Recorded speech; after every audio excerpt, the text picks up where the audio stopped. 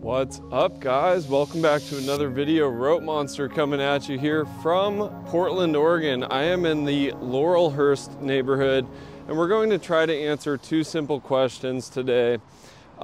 Is Portland getting better or worse? And is it worth moving to Portland or living in Portland here in 2024? And we're also going to go check out a couple houses on the market. One is right at $1 million. For those of you watching from Mexico, that's 20 million Mexican pesos, or 20 millones de pesos mexicanos. And the other one is under $1 million. So we're gonna see what that kind of money gets you here in the Laurelhurst neighborhood. And the reason I wanted to feature this neighborhood is because it's considered a nice neighborhood. This is where a lot of lawyers and doctors and high earners have lived historically in Portland. Yes, there are other neighborhoods like Westland, Lake Oswego, but today I wanted to cover this one. Let me know in the comments, guys, if there's a different part of Portland you would like me to cover in regards to real estate, but also in regards to safety and crime. And so we're going to cover a few different aspects. When trying to answer the question, is Portland getting better or worse, we have to think about things like cost of living, we have to think about crime, we have to think about a lot of different aspects. So we're going to do our best to unpack that in this video. All right, guys, let's go check out Portland, Oregon, Laurelhurst. Let's go. All right, guys, so we are right here at the entrance of Laurelhurst Park on Cesar Chavez and Stark Street. If you guys appreciate my efforts, please do smash the like button for me. Subscribe if you haven't already. Most of you who know the channel know that I'm probably really cold right now. I usually live in Playa del Carmen, Mexico, and I've been on the west coast, the Pacific coast of Mexico recently, so I am a little chilly. All right, so this is the entrance here, and so far it looks like they've cleaned this up quite a bit. In 2020, there was a lot of graffiti, and this was all completely full of tents and homeless folks. So looks like things are getting a check in that regard, that things are a little bit cleaner. I'm not seeing all the graffiti, and so far less tents. And guys, the purpose of this video is not to talk badly about homelessness or anything, but earlier in the, I guess you could say 2019, 2020, there was kind of an experiment going on here to decriminalize certain substances. And it did attract and encourage people to come here and use those substances without risk. And the point is not to judge, but I would say most of us could agree it didn't go well for the city. All right, and so we're gonna walk toward the other end of Laurelhurst Park, and I'm going to show you guys a house that's on the market for $775,000, and you guys let me know in the comments if you think it's worth it, if you would pay that kind of money. Here we have a little skate park, the Laurelhurst skate park.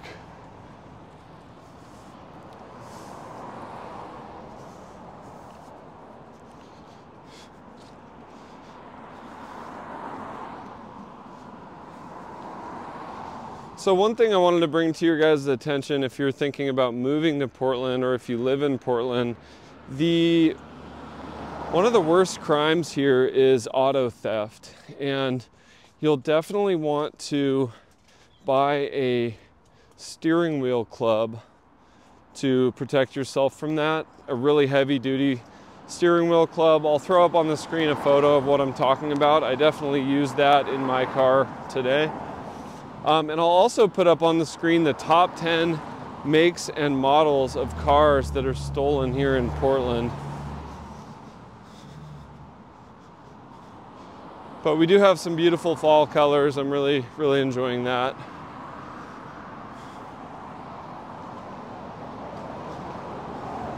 I will finish the video off, guys, with the house that costs $1 million. And you can also let me know if you think that's a good value or if it's craziness.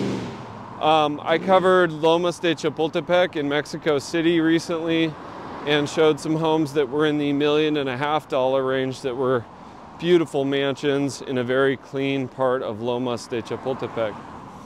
And I know some of you might find it a little weird that I'm comparing Mexico City with Portland, but we live in this kind of global economy now, in this digital nomad world where a lot of expats, a lot of Oregonians, Californians are moving to Mexico. So I think it is a reasonable to compare the two cities in that way.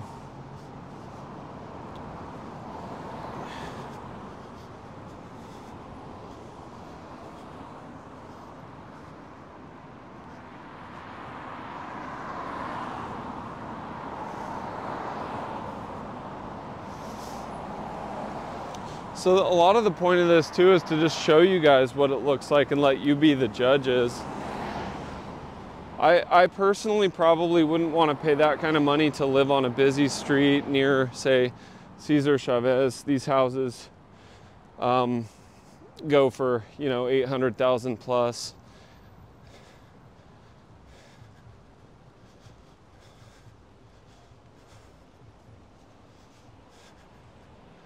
And once again, I mean no offense, but if you're paying, you know, 800,000 or 900,000 for that house, and then you have, you know, potentially have unwanted neighbors right on the sidewalk in front, that just doesn't seem like a great deal to me.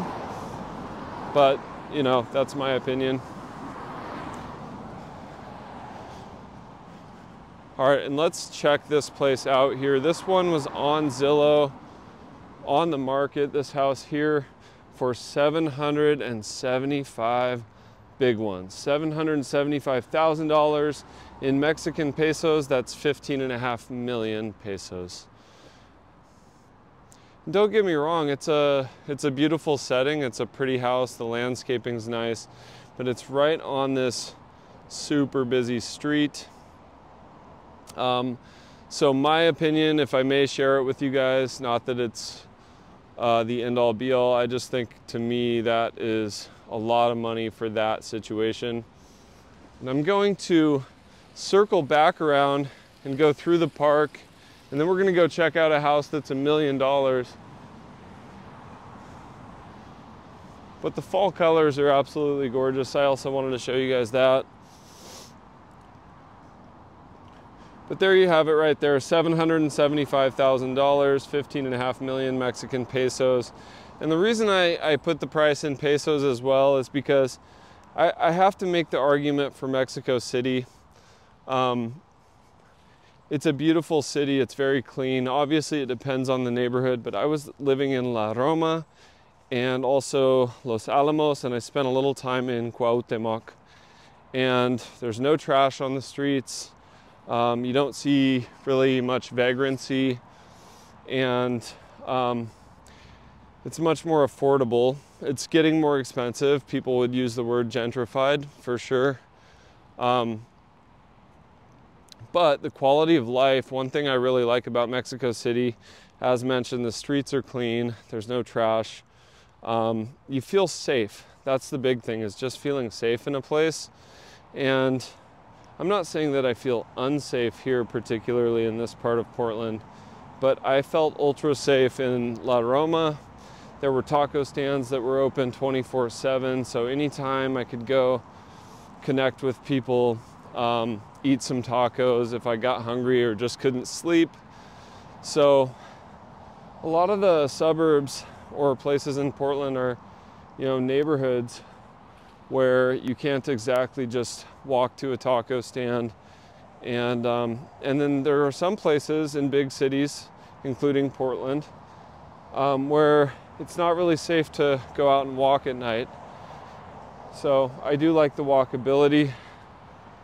This is beautiful though. You can't deny it. If this is your thing and you have, say, a career opportunity in Portland, I'm not saying this is a bad option at all. And a lot of folks may think, watching this, that $1 million house is cheap, or a $775,000 house is cheap. And why is that? Well, they may be geo-arbitraging within the country. And what I mean by that is selling their $3 million home in California that's a very similar size home, maybe 4,000, 5,000 square feet, 4-bed, 3-bath, but because of where it is, it's worth $3 million. And then they move here and buy a home for $1 million, and it works out pretty well for them financially. So I can most definitely understand that aspect of it. Hope you guys are enjoying this walk through the park. And the purpose of this video is to really start a conversation as well in the comments, what you guys think about Portland currently versus 2020. Guys, also I will link a video in the description below, 5 reasons I left Portland.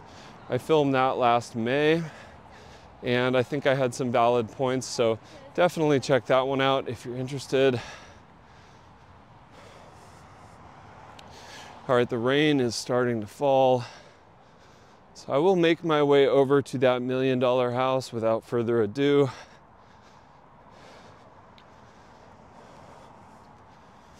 So we talked about crime.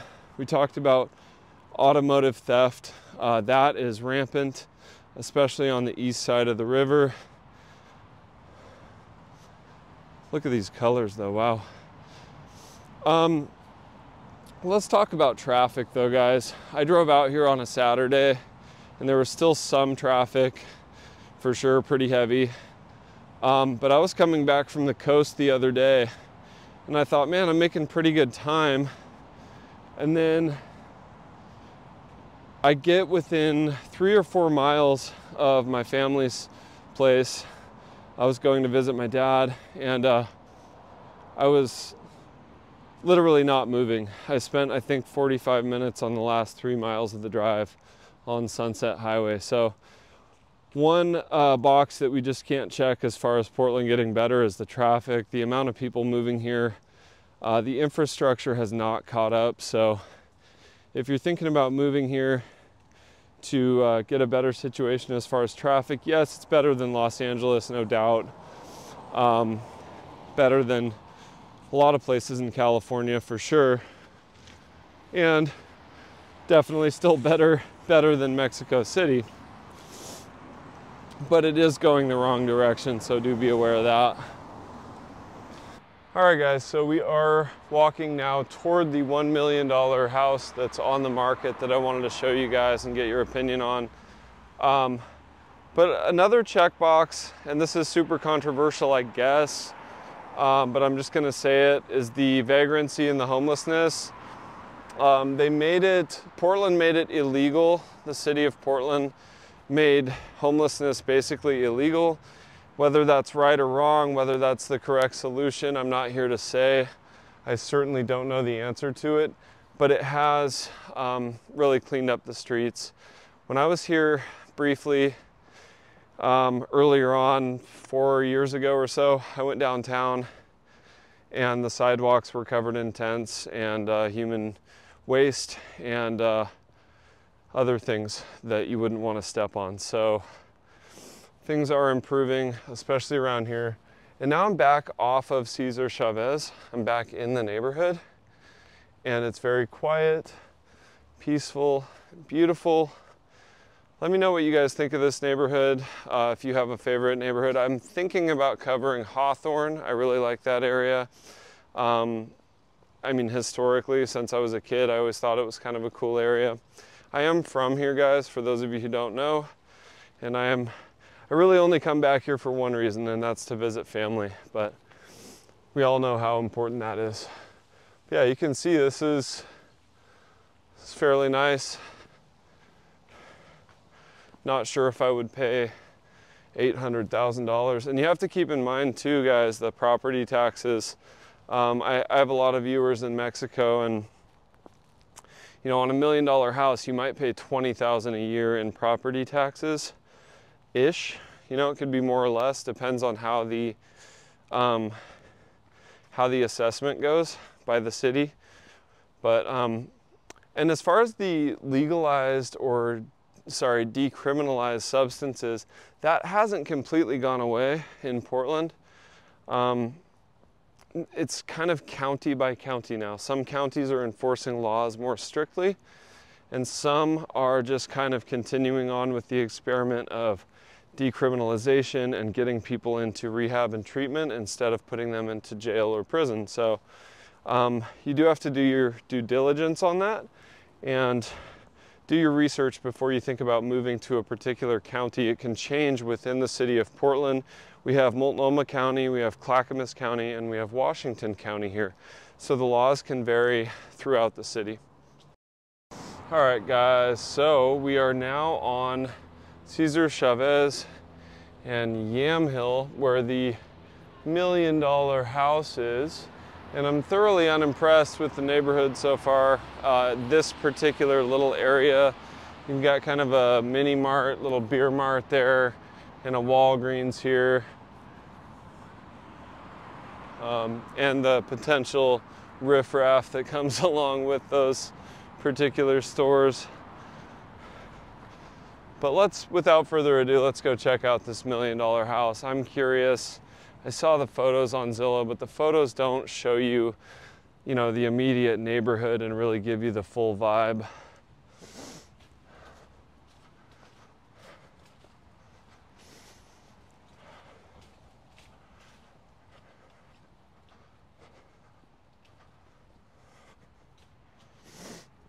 Let me know in the comments, guys, if you have also moved away from Portland and if you regret it or are happy with that decision. I know there's a lot of emotion surrounding this topic, so thank you guys for keeping the comments respectful and reasonable, but I am always interested in hearing everyone's opinion, no matter what it may be, whether it's disagreeing with me, agreeing with me. It really doesn't matter to me. I just want to hear from you guys. All right, I think we're almost there. Still got some Halloween decorations going on. That's awesome. All right, so I believe it is this one right here, and I'm impressed with how just vibey it is. Like, it's really well maintained. I'm not sure, I'll have to leave up on the screen when this one was built, but it is beautiful and it looks quite old, but very well restored. And I think it's still active on the market, but there you have it, guys, $1 million. And very quiet, peaceful back here away from Cesar Chavez. We'll take a look at the side here, and I'll throw the stats up on the screen as well as far as the square footage and all that, just to give you guys an idea of what you can find here in the Laurelhurst neighborhood of Portland, Oregon. But it's a cute house. But I hate to use the word cute with a $1 million price tag. Yeah, no, that's nice. I love the porch though. I could see sitting out there and yeah, playing some music. All right, guys, in the next segment of this video, I'm simply going to show you around some other parts of the neighborhood and just show you how it looks. I won't do a whole lot of talking. You can just use your own judgment and make your own decisions on whether things are getting better or worse. But my overall feel is that things are getting better here in Portland, at least in the Laurelhurst neighborhood. I have to say things were a complete disaster. Just 4 years ago, things were really falling apart and getting out of control, and things seem to be clean and enjoyable. Hello, hi. So I'm feeling a lot safer in this neighborhood than I did 4 years ago, I can tell you that. And I think that the property values aren't egregious for a lot of people, like those moving from, say, California. So far, mostly good news. I'm happy to say that. This is my home city. I definitely don't want it to fall apart. We made the national news quite a bit during the riots and the global health crisis, and I'm happy to see things turning around.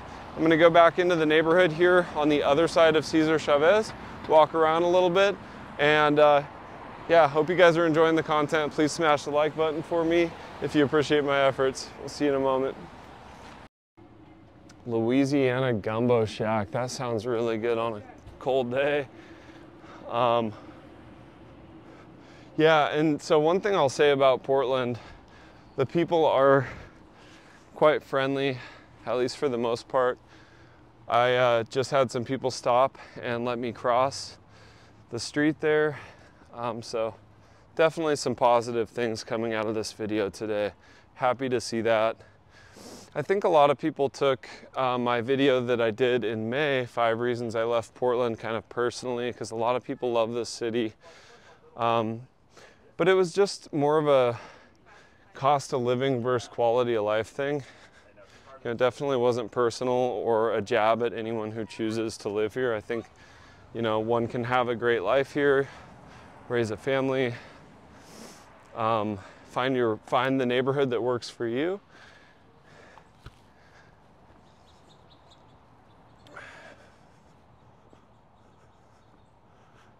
I love that over there. I'm not sure if you guys can see that. Let me see if I can zoom in. Kombucha tap room. So you will find a lot of things like that and some excellent dining as well in the Portland metro area. So that's another thing I kind of wanted to show. Let's see if we can find some menu prices to just give an idea of what a meal would go for here, because I haven't really eaten out much in Portland for quite some time. So let's see if we can do something like pricing what a tap beer might cost and a sit-down meal. All right guys, so I'm here in front of Nora. I'm gonna show you the menu real quick. They have some interesting main dishes and it's looking pretty reasonable. Coconut mushroom fettuccine, $19. Spicy hot basil, spicy holy basil, bibimbap. So yeah, I mean, $18, $19 for a meal. If you have an appetizer or something, or want to do a small plate, maybe you can do it a little cheaper. The cocktails though, that's where it gets me. $15 for a Negroni, $14 for a passion fruit margarita. And then here we have the draft beers as promised, $7. So survivable, fairly comparable to certain neighborhoods in Mexico City. I've paid as much as, I think, 120 pesos for a beer in Mexico City, which would be about $6. So survivable. And then this is the kombucha spot over here. We'll see if we can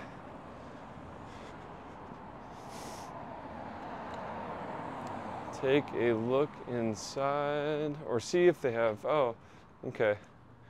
Weekly events, let's just check that out.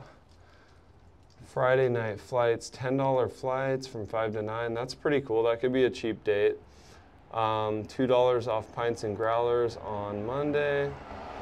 So interesting, interesting. So guys, is Portland, Oregon getting better or worse here in 2024? I'm gonna go ahead and say a resounding yes. So that's good news for those of you thinking about moving here or staying here or visiting. Is it worth living here? That really depends. I think for some of you, that would be a resounding yes as well. If you're looking to relocate from, say, California, it might make a lot of sense financially, and it would be an easy adjustment for a lot of folks. There's definitely career opportunities here. There's tech jobs with Intel and other companies. There's jobs with Amazon. So there's definitely an economy here. For me, it's still a no, because my quality of life in Playa del Carmen or Mexico City is quite a bit higher for the money. And I will, in later videos, probably be checking out Vietnam and Indonesia and the Philippines as well. I think Vietnam is an up-and-coming country, and a lot of what my channel tries to explore is expat life, cost of living, where one can have the best quality of life at the best value. And it would be a mistake not to consider Vietnam at this point, and also Bali, places like Indonesia. So thank you guys so much for checking out the content. If you enjoyed it, please do smash the like button, subscribe if you haven't already. It really means the world to me. My short-term goal is to get the channel up to 10,000 subscribers by next May, or before my birthday next June. So help me get there, guys. Thank you guys. Rope Monster out. What's up, guys?